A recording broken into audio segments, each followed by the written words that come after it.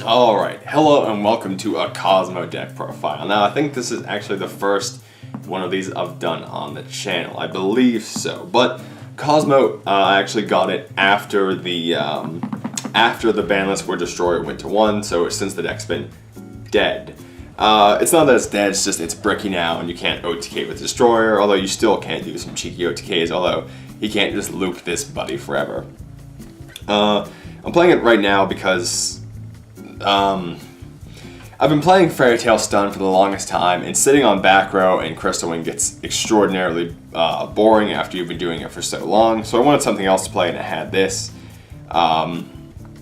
It's fine under links and is actually decent for some matchups, although I hate just playing a deck because it's fine during links, but this is all I have. I don't have enough to just build a new deck right now, and a lot of mine are essentially worthless with the new stuff, but this is still going strong. So I'm going to go ahead and show this off because it is built, it's not built to go against True Draco right now, but it's built to have a better time against True Draco Zoo right now. So I'm going to go ahead and get this out for like the month that we'll still be playing against those, if Konami gives us the ban list when they said they would. So this is just like a very slight alteration on what I've been playing recently and what I played in the YouTuber Mokuba League for round 1. So we'll go ahead and get into it now.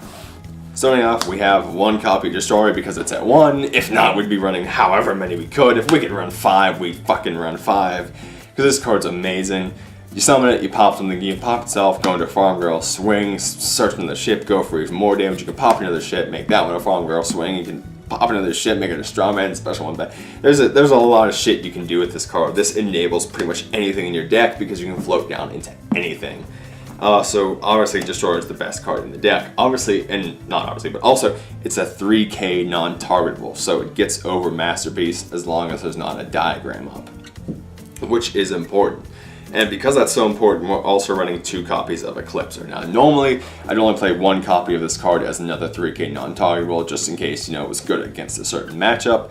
But with True Draco Zoo being, obviously the most rampant deck right now, we need a lot of 3K non-targetables because of Masterpiece and Dryden. Obviously, these can get whiptailed, but if they just have a Masterpiece out and not a diagram and can't swing over this, we can obviously just, hit them with this. So that's really the only reason we're running Eclipser is because it's a 3K non-targetable, although against certain decks, if you can set up like a tin can, set or send to, and then get this to hand, you can also negate some traps, which is very damn strong. So it is nice to have a 2 also, although if Masterpiece wasn't a thing, I'd immediately put this back to 1. After that, we're only running 2 copies of Forerunner, which I would pretty much swap a copy of Eclipser for just because this floats, whereas Eclipser only adds to hand. And with how important Mojo is to the deck, I like having things that can float. And Forerunner's obviously just, a non-targetable 28 floater. That's pretty much the purpose he serves in the deck.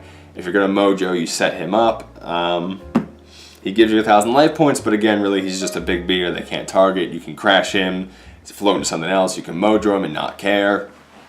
And he's just a big body they have to get over without a Castell or something.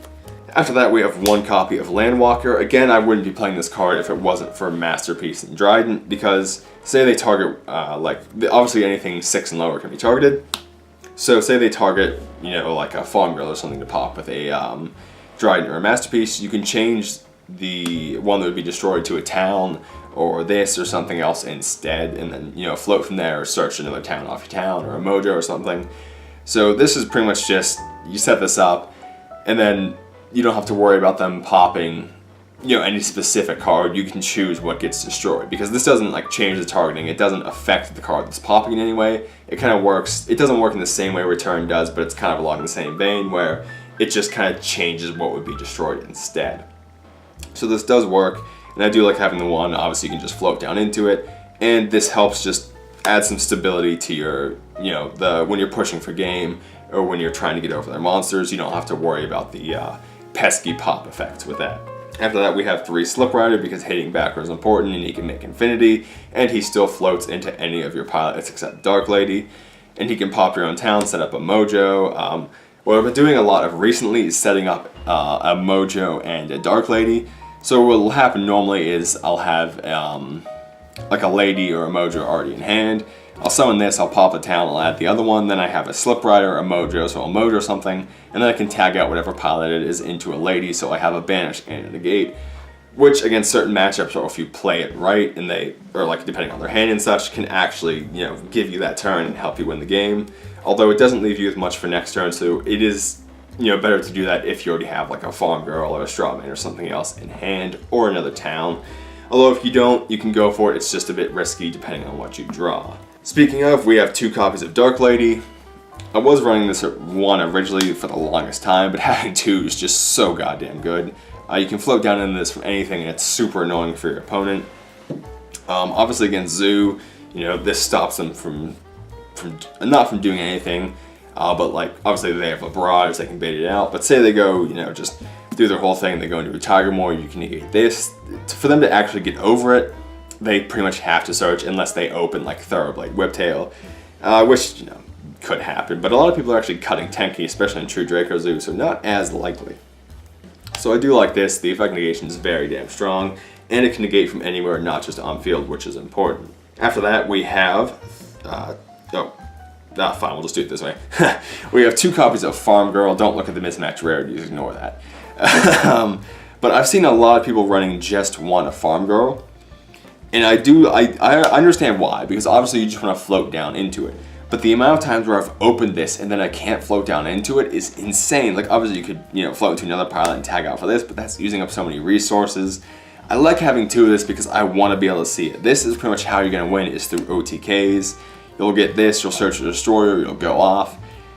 And if you draw 1, I don't have to waste resources. I don't have to worry about, oh crap, I already got the one from deck, I can't do it again. I want to be able to do this possibly twice or definitely once, so I think you have to run 2 Farm Girl for that. And I've taken so many games with this, I definitely think 2 is right. After that, we have 1 Wicked Witch. You pretty much just use her to float down into to protect yourself. Like, obviously, if you need to just stall for a turn from battle, if they Raigeki you can float down into this. It has its utility, being able to stall is pretty much what it's for. We have 1 Sword Trooper just as like a search or float in do late game. We've already set up some pilots in grave. If you have this in hand, you can just tin can send like 2 pilots in a ship, and then this is set up for next turn. Again, this is another one I'd like to have 2 of, just so I could kind of tin can with it. But I'd rather have 2 Farm Girl than 2 Sword Trooper. And again, you can just kind of grab this late game whenever you already have your grave set up.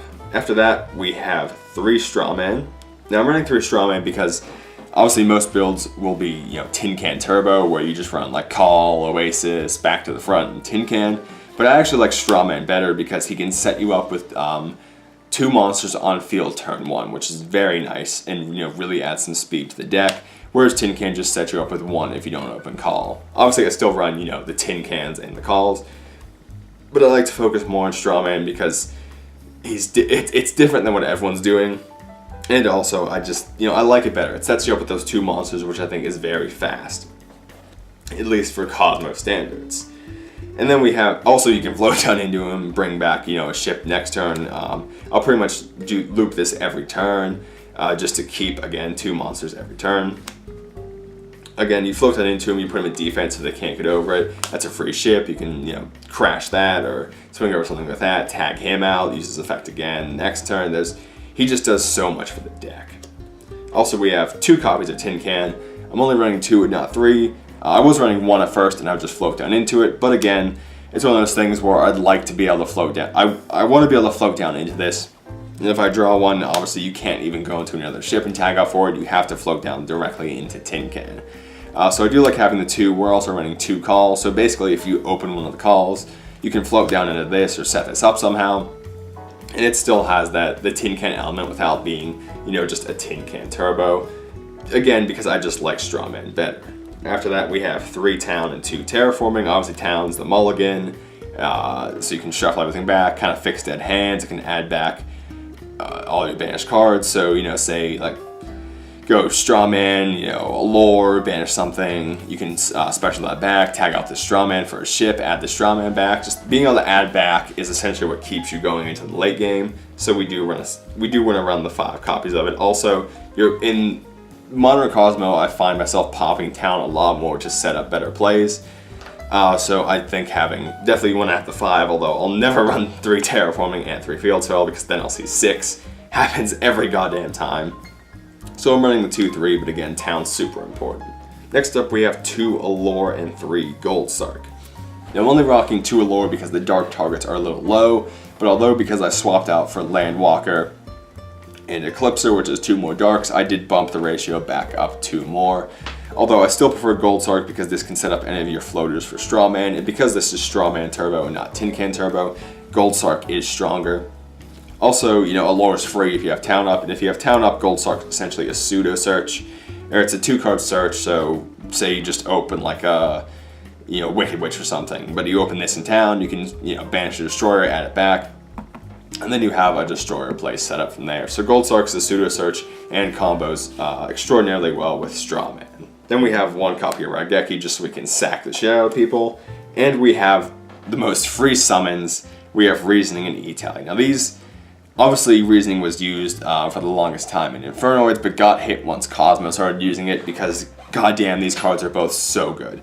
This, because you run so many different levels, is essentially a free summon unless they call it right, which doesn't happen very often. And then E-Tally is just a free summon, like guaranteed unless they have a negation for it. These cards are both super free summons for the deck, which is very damn important because these both give you more than 1 monster on the field at a time, which obviously Strawman alleviates that, but one of the biggest problems is you need your normal summon and you need that tag out, and you're really only putting 1 monster on field a turn, but both of these add another one onto that, which is super goddamn strong. And obviously this can be any pilot you need. This could be Sword Trooper to get you another one from Grave. E-Tally and Reasoning are both just insane in this deck. For the traps, we have 3 Mojo because it's super important. It can banish from Grave and it doesn't target, so it can get rid of Snows. It can get rid of problem cards on the field, Diagrams, Dryden, Zodiacs, anything. This is probably the most important card in the deck right now because it can hit anything and then float you down into something else. So we're definitely running 3 Mojo because we want to see this. If you see 3, you see 3. You need to see this to win, basically. Like, the easiest way to tell if you're going to win a game is if you see this card because it's that goddamn good. So you have to max out on it. Then we have 2 copies of Call for the Tin Cans. So again, if we see these, we kind of set up for Tin Can. If not, say they strike, or say not strike, but say they kaiju something or whatever, we have these for some recursion. So I still do like having 2 of these.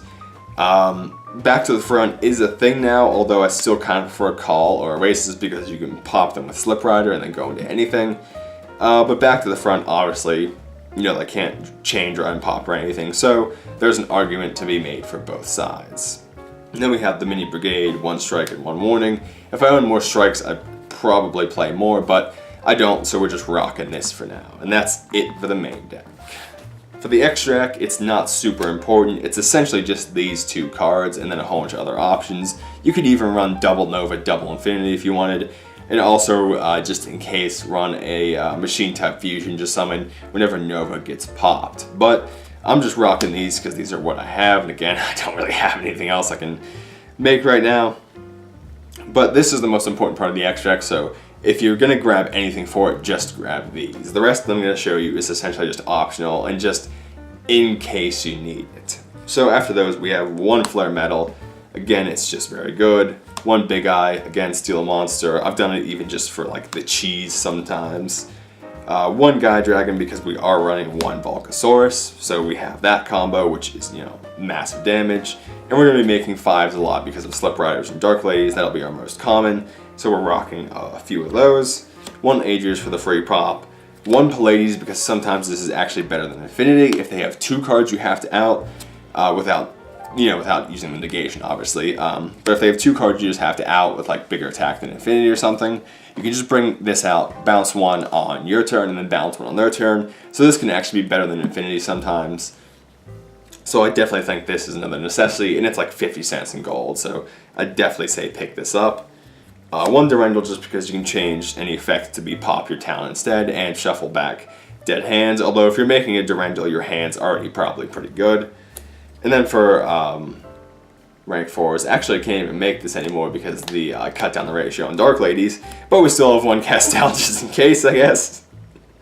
In case you're Big Eye level 4 or something, we have a Castel in there.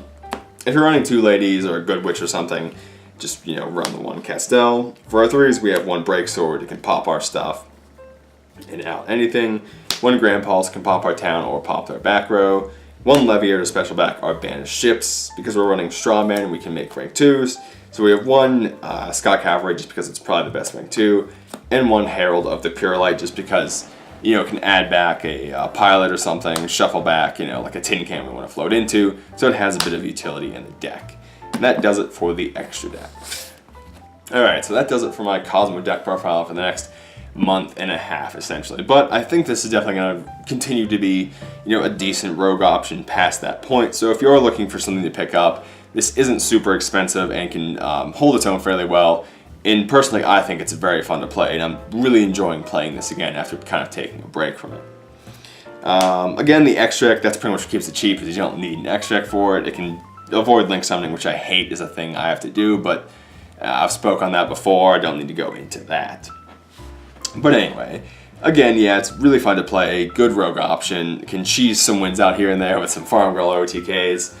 And yeah, that's all I really have to say about it. So anyway, thank you for watching, and I'll see you later.